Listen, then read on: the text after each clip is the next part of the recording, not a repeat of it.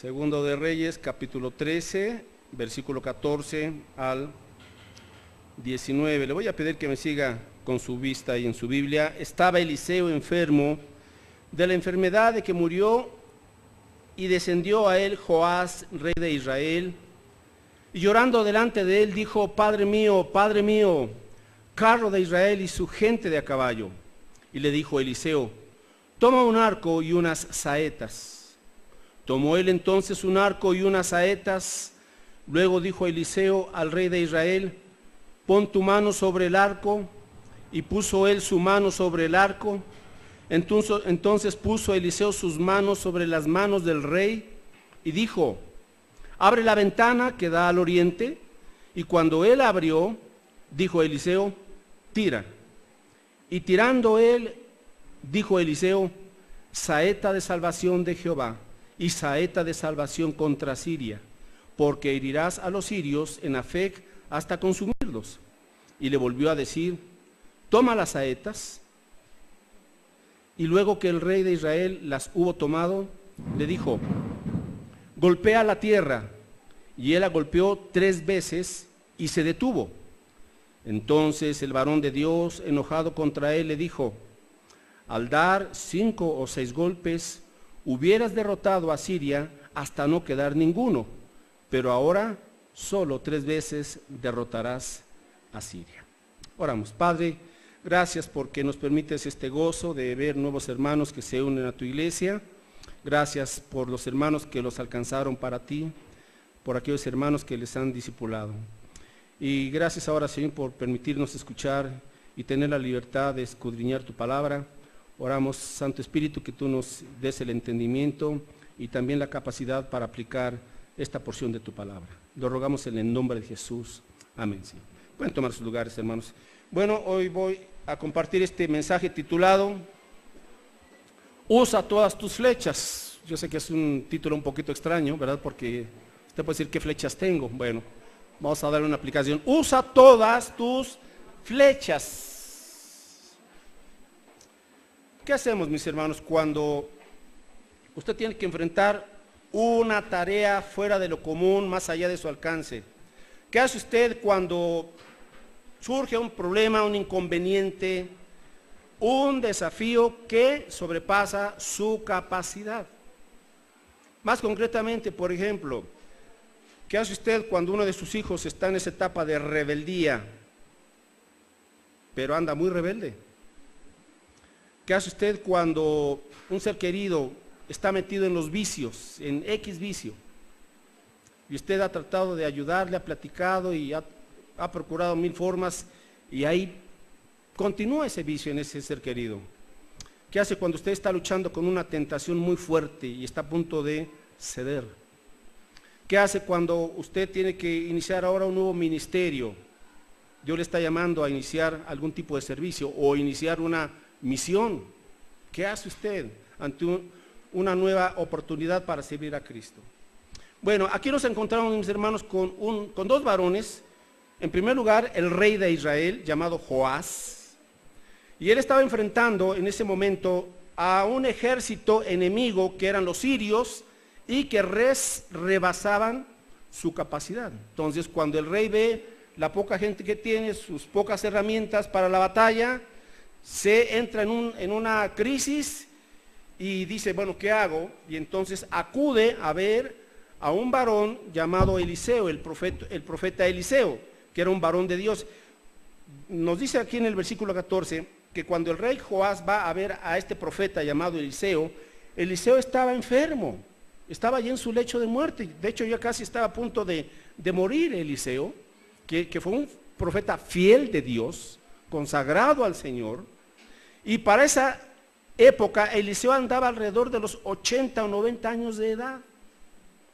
Y este joven rey va a pedirle ayuda. ¿Por qué? Porque se percató de la inmensidad del problema y no supo qué hacer. Bueno, acude a este profeta de Dios. Vamos a ver, mis hermanos, entonces, ¿qué debemos de hacer cuando tenemos un reto más grande, más allá de nuestra capacidad? Que usted dice: ya lo intenté, ya le hice por aquí, por allá. ¿Qué hago, Señor? Bueno, vamos a ver lo que tenemos que hacer cuando hay un problemón, ¿verdad?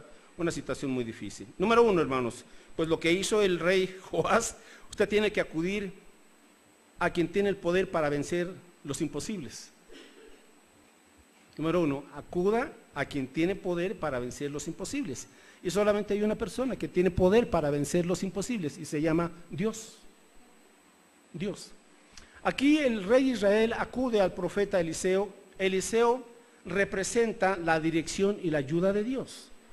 Hay una frase interesante que dice aquí el rey Joás, y le dice a Eliseo: Padre mío, carro de Israel y gente de a caballo. ¿Qué significaba esta expresión? Bueno, significaba: tú representas al Señor, en ti está la guía y la ayuda. Está diciéndole: ayúdanos por favor, ¿verdad?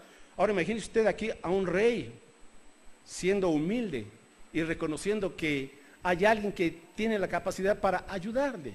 Bueno, mis hermanos, número uno, usted y yo tenemos que acudir en primerísimo lugar al Señor Jesucristo y plantearle: aquí está este asunto. Y quizás como Joás, mis hermanos, el rey lloró ante la impotencia, ante el enemigo, porque era cuestión de vida o muerte, o vencían al enemigo o el enemigo los aniquilaba y se quedaban con sus posesiones y con su tierra. Entonces estaba pendiendo de un hilo la vida no solamente del rey Joás, sino también de una nación. Y él, afortunadamente, acude a este profeta, a este varón de Dios. Y mis hermanos, Dios pone también a la iglesia creyentes, hermanos y hermanas maduros en la fe, que están para apoyarnos y para guiarnos a la palabra de Dios. Cuando a veces no sabemos qué hacer en tal o cual situación, sin duda alguna Dios tiene ahí un consejo, tiene la guía de su Espíritu Santo, pero tenemos que acudir a Dios. 2.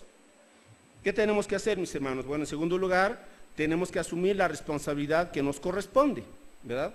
Porque aquí lo que le dice el rey en el versículo, Eliseo al rey le dice en el versículo 15: toma un arco y unas saetas.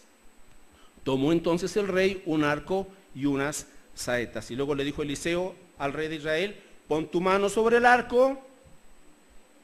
Y puso él su mano sobre el arco. Entonces puso Eliseo sus manos sobre las manos del rey. Ok, en segundo lugar, ante esos retos, hermanos, tenemos que asumir lo que nos corresponde.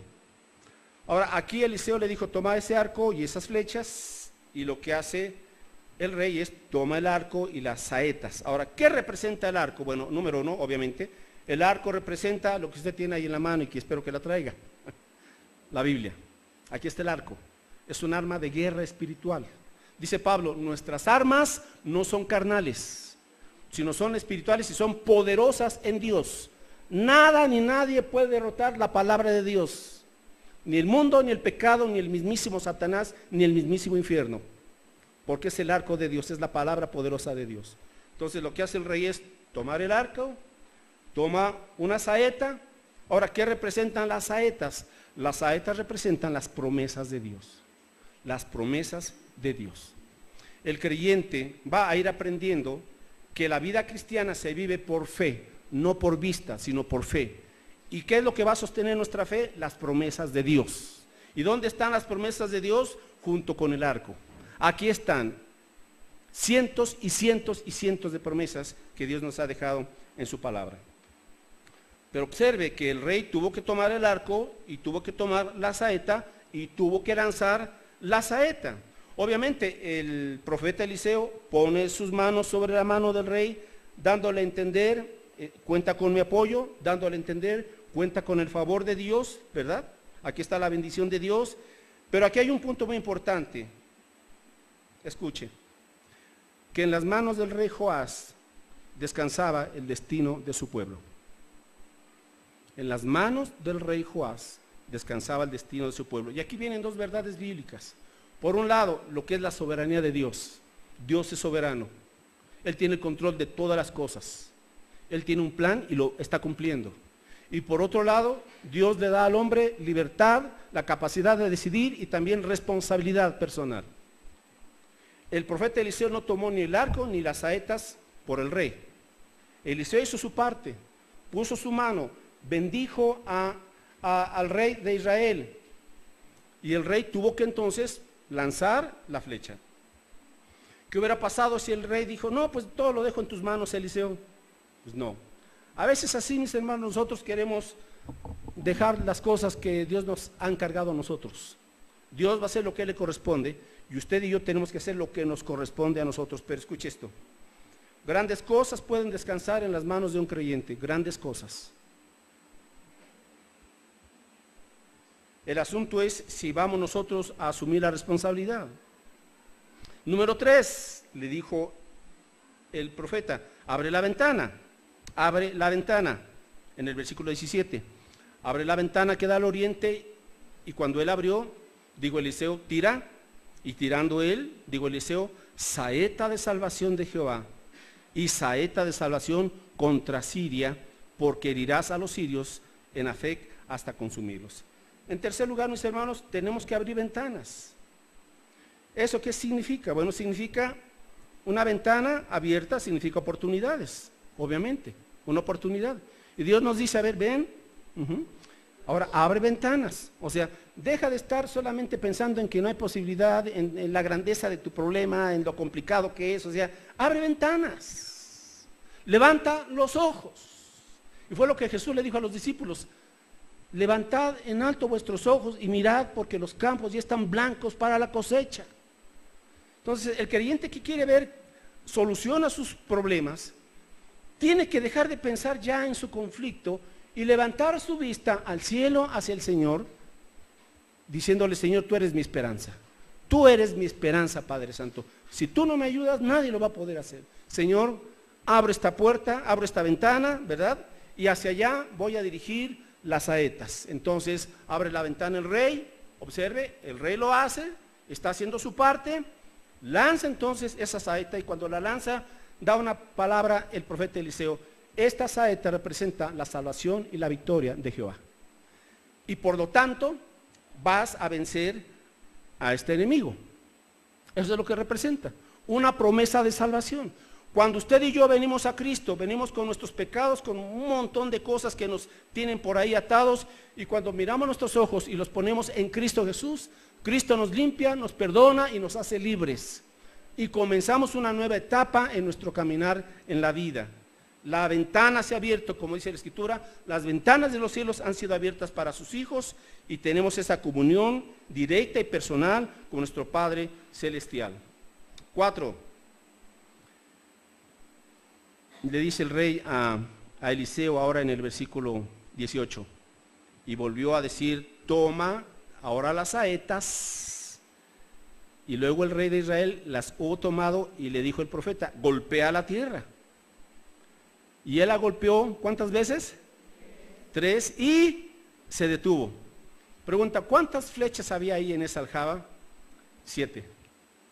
Porque cuando después el profeta reprende al rey por haber solamente lanzado 3 saetas, le dijo, ¿por qué no la lanzaste 5 o 6 veces? O 6 flechas.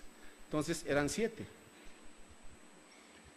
No le dijo cuántas veces tenía que golpear. Ahora, esta expresión golpea la tierra significa lanza las flechas, lánzalas hacia la tierra. Pero de esas 6 que quedaban, el rey Joás solamente 3 veces, la mitad. Y aquí vamos al cuarto punto, mis hermanos. Tenemos que lanzar las saetas. ¿Qué significa esto? Actuar por fe. Actuar por fe. Las saetas son las promesas victoriosas de Dios. Las saetas representan esos triunfos que Dios nos da. Pero el cuarto punto, mis hermanos, es el creyente tiene que actuar por fe. Por fe. Lanza las saetas. Lánzalas hacia la tierra. No las dejes guardadas en tu aljaba. Hermanos, ¿de qué sirve que tengamos cientos de promesas en la Biblia si no las creemos? Si no las usamos. Por eso no pasa mayor cosa en nuestra vida. Porque ahí están las promesas de Dios, preciosas y grandísimas promesas, guardadas en nuestra aljaba, ahí empolvándose, carentes de poder, carentes de triunfos de Dios. Y el asunto no está en Dios, el asunto está en que no hemos querido obedecer, o sea, actuar por fe. Aparte ahí en este libro, y busque Hebreos 11:6. Ahora, aquí está la clave de este asunto. Es necesaria la fe, es necesaria la fe. Hebreos 11:6 dice aquel escritor, pero sin fe es imposible agradar a Dios, porque es necesario que el que se acerca a Dios crea que le hay y que es galardonador de los que le buscan. Entonces, tenemos que creer que hay un Dios, claro que sí, pero esa es la mitad de la ecuación. La otra mitad es, y es necesario que le creas de que Él es recompensador, de que Él es galardonador de los que le buscan. Hermanos que creen en Dios, pero no le creen a Dios. Y ahí está su gran problema de incredulidad. Sí sé que existe un Dios, sí creo lo que dice la Biblia, pero no le creo a las promesas de Dios. Por eso estás estancado. Tenemos que actuar por fe, mis hermanos. Ahora aquí le doy unos ejemplos rapidito. Todos los hombres y mujeres de Dios que han atravesado por este camino de la vida han enfrentado situaciones muy adversas y han vencido. ¿Cuál es la clave? Actuaron por fe. Actuaron por fe. Ejemplo número 1, Abel, Hebreos 11, 4. Dice que por fe, observe, por fe, o sea, primero creyó la palabra de Dios y dice Abel que por fe Abel ofreció, aquí está el verbo, la acción. Si yo creo, ofrezco. Y le ofreció a Dios el excelente, el más excelente sacrificio que Caín. No le dio las obras a Dios, le ofreció, le dio lo mejor, el más excelente sacrificio. Aquí está la fe en acción. Luego vamos con Enoc, versículo 5. Por la fe, otra vez creyó, por la fe Enoc fue traspuesto, o sea, fue arrebatado al cielo para no ver muerte y no fue hallado porque lo traspuso Dios. Y antes que fuese traspuesto, aquí está, tuvo testimonio, aquí está la fe en acción, de haber que agradado a Dios. Aquí está entonces.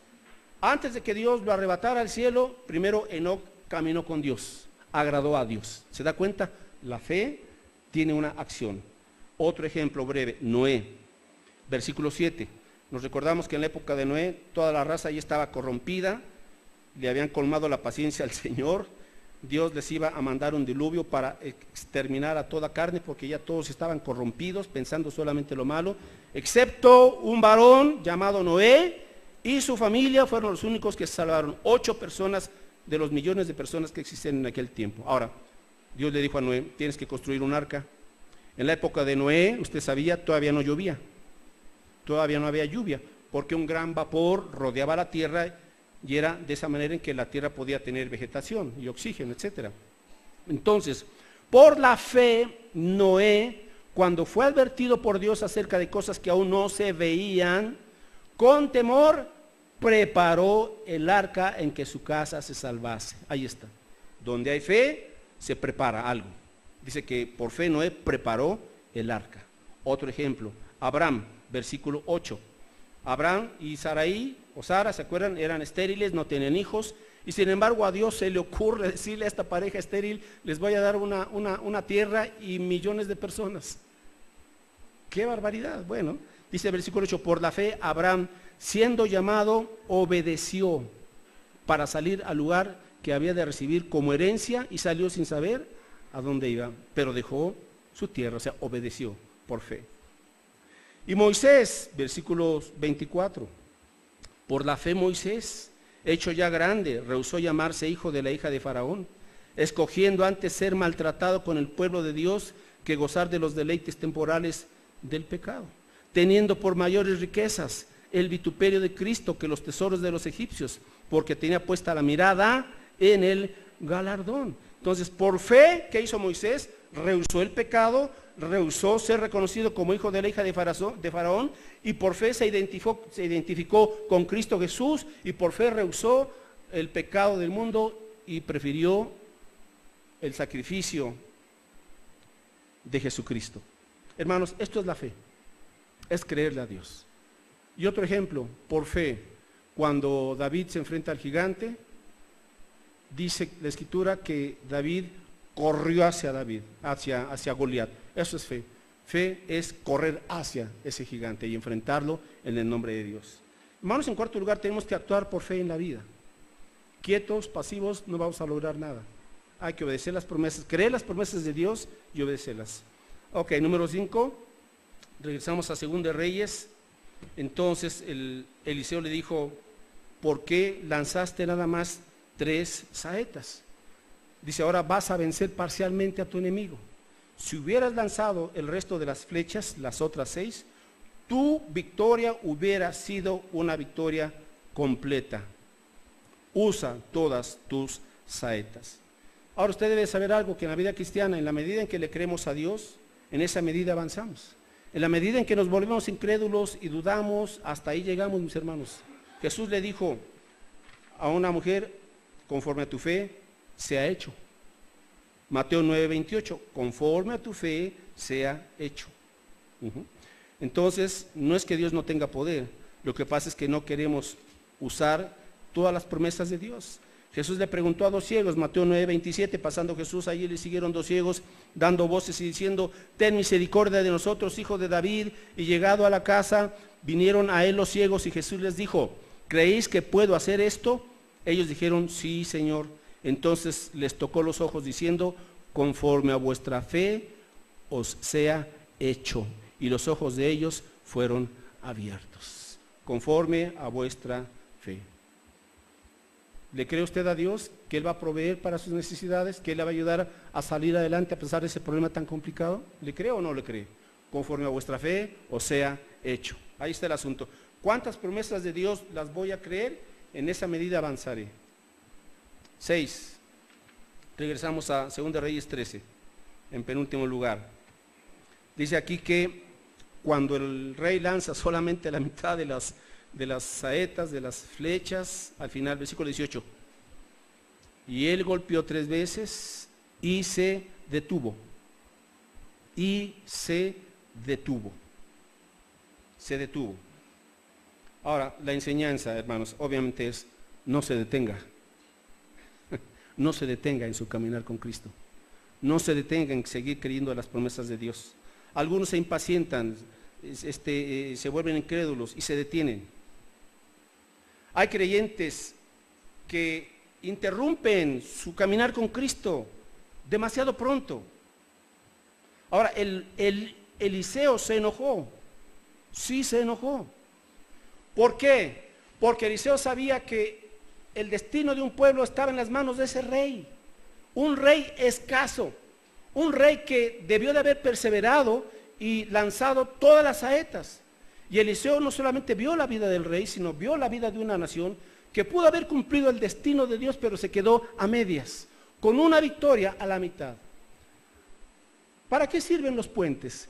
Un puente, usted puede construirlo con el concreto que quiera y con el grueso de las varillas que desee y de la longitud que usted quiera, pero si el puente se queda a la mitad, pregunta, ¿de qué sirve? Puede estar adornado y puede estar pintado y puede ser con la más alta tecnología, pero si se queda a la mitad, ¿qué? ¿De qué sirve? Mis hermanos, así en nuestra vida nos estamos deteniendo muchos de nosotros. Nos detenemos a la mitad y debemos de tener cuidado, porque lo que usted personalmente hace o deja de hacer va a afectar, o para bien o para mal, a los que están a su alrededor, aunque usted no lo mire así, pero así es, porque no somos islas. Tenemos gente a nuestro alrededor, amistades, vecinos, familiares, su esposo, su esposa, sus nietos, parientes. Cuide de no afectar a los demás por su falta de consagración a Cristo. Hay muchos hermanos que sí creen en Cristo, pero se han detenido, ya no han crecido, ya no han avanzado. Son escasos en la fe. Y debido a sus pocas acciones o debido a sus omisiones, porque también dice Santiago, el pecado está en aquel que sabiendo hacer lo bueno y no lo hace. O sea, ya no es solamente ya no hago esto, bueno, y lo bueno, ¿qué estás haciendo de bueno? Omisiones. Se han detenido. Ahora dice el apóstol Pablo, mis hermanos, no se cansen de hacer el bien. Gálatas 6:9, no se cansen de hacer el bien, pues que a su tiempo cosecharemos, Gálatas 6:9, si no hubiéramos desmayado. Hermanos, ¿cuántas respuestas de Dios que estaban en camino y estaban a punto de venir a su vida se detuvieron porque usted se detuvo? Porque usted dejó de creerle a Dios. Gálatas 6:9. Ok. No nos cansemos pues de hacer bien, porque a su tiempo segaremos si no desmayamos. ¿Por qué se detienen tan pronto muchos hermanos en su caminar con Cristo? ¿Por qué se contentan con victorias a medias cuando Dios quiere una victoria completa? ¿Por qué se detienen? Les voy a decir algunas causas. Algunos por complacencia, ya están contentitos con eso. Otros se detienen por su poco compromiso con Dios, no quieren mayor compromiso con el Señor. Otros se detienen porque viven bajo la ley del mínimo esfuerzo, o sea, entre menos trabajo, mejor. Entre menos responsabilidades, mejor. Entre menos doy, mejor. Viven bajo la ley del mínimo esfuerzo. Otros se detienen por su incredulidad, no creen que Dios les va a sostener, no creen que Dios les va a suplir, no creen que Dios les va a abrir puertas, no creen que Dios proveerá. Otros se detienen por su poco celo, por la gloria de Dios. No buscan que Dios sea glorificado en todo. Otros se detienen por pereza. Y otros más porque el mundo los ha embriagado. ¿Cuántos creyentes han dejado su discipulado a medias? Asisten a la iglesia a medias, sirven a medias, leen su Biblia a medias, hablan de Cristo a medias, se han detenido y preguntan por qué no hay más bendición. Por la tibieza y por las cosas a medias que estamos haciendo. Solución, tenemos que dedicar nuestra vida a Cristo, mis hermanos. Iba usted bien, iba usted avanzando, pero de repente comenzó a tolerar algunos pecados. Comenzó a jugar con el pecado, comenzó a jugar con la tentación. No le interesó ofender a Dios con su maldad y ahora está cosechando las consecuencias de su desobediencia por vivir a medias. Vidas a medias de santidad. Y mis hermanos, finalmente, cuando Joás se detuvo la bendición. Cuando un creyente se detiene en su caminar con Cristo, se detiene la bendición del Señor. No estoy diciendo que pierda la salvación, no estoy diciendo que Dios deje de amarle, pero lo que estoy diciendo es que va a dejar sin cumplir muchas de las promesas y de las bendiciones que Dios quería para su vida. ¿Hay remedio a eso? Sí. Lance las saetas, créale a Dios, haga uso de todas las promesas de Dios, de todas. Conclusión, mis hermanos, tenemos que seguir avanzando. Tenemos que seguir creciendo en la gracia y en el conocimiento de Cristo Jesús. Dijo el apóstol Pablo en Filipenses 3:12, hermanos, no pretendo haberlo ya alcanzado, pero tampoco me siento en la banca, dijo Pablo, sino que prosigo. Filipenses 3:12. Dijo Pablo, hermanos, no que lo haya ya alcanzado, ni que ya sea perfecto. Ahora, gloria a Dios que aún el mismo Pablo dijo, hermanos, no soy perfecto. Bueno, qué consuelo nos da. Nosotros no somos perfectos. Sin embargo, no vamos a colgar el arpa. Dijo el apóstol Pablo, pero mis hermanos, prosigo por ver si alcanzo aquello para lo cual fui también alcanzado por Cristo. Verso 13, hermanos, yo mismo no pretendo haberlo ya alcanzado, pero una cosa hago, olvidando lo que queda atrás, pero me extiendo hacia lo que está delante. Hermanos, la vida cristiana es una vida de avance. A veces, de acuerdo, nos tropezamos, nos caemos, pero nos levantamos en el nombre de Dios. Proseguimos, avanzamos, seguimos creciendo en amor. ¿Ha crecido usted en amor? Siga creciendo en amor. ¿Ha crecido usted en fe? Siga creciendo en fe. ¿Ha crecido usted en santidad? Siga creciendo en santidad. ¿Ya alcanzó un alma para Cristo? Alcance otra más. ¿Ya discipuló a alguien, a una persona? Discipule a alguien más. Hermanos, tenemos que usar todas las saetas que Dios nos ha puesto a nuestro alcance. Concluyo con este versículo. Dice el apóstol Pablo en 1 Corintios 15:58. Así que, hermanos míos, amados, 1 Corintios 15:58, estad firmes y constantes, creciendo en la obra del Señor siempre, sabiendo que vuestro trabajo en el Señor no es en vano. No nos conformemos con victorias a medias, cuando Dios quiere una victoria completa en nuestra vida. Amén. Amén. Padre, gracias por tu palabra y queremos, Señor, pues aprender estas lecciones importantes acerca de nuestro caminar contigo. Señor, a no detenernos, a no conformarnos con menos que lo que tú nos has prometido, victorias completas, promesas preciosas y grandísimas y poderosas que tú has dispuesto para que cada día, Señor, actuemos por fe en base a estas promesas que tú has dejado para todo tu pueblo, para cada uno de nosotros.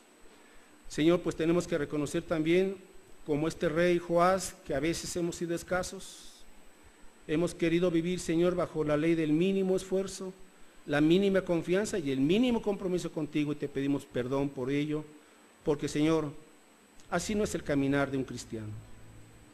El caminar que tú pides de nosotros es un andar completo dependiendo del poder de tu Espíritu Santo. Es un andar, Señor, en donde buscamos que tu gloria sea reconocida. Es un andar, mi Señor, en donde a pesar de los conflictos, de los contratiempos, de las adversidades, a pesar del problema que pensemos que es tan grande que no tiene solución, Señor, sí hay solución, porque para ti no hay nada difícil, ni hay nada imposible. Ayúdanos, Señor, a confiar en ti, a ver tus maravillas, a ver, Señor, tu sabiduría y tu poder. Pero por otro lado también, mi Dios, ayúdanos a ser responsables, a entender que tú has puesto en nuestras manos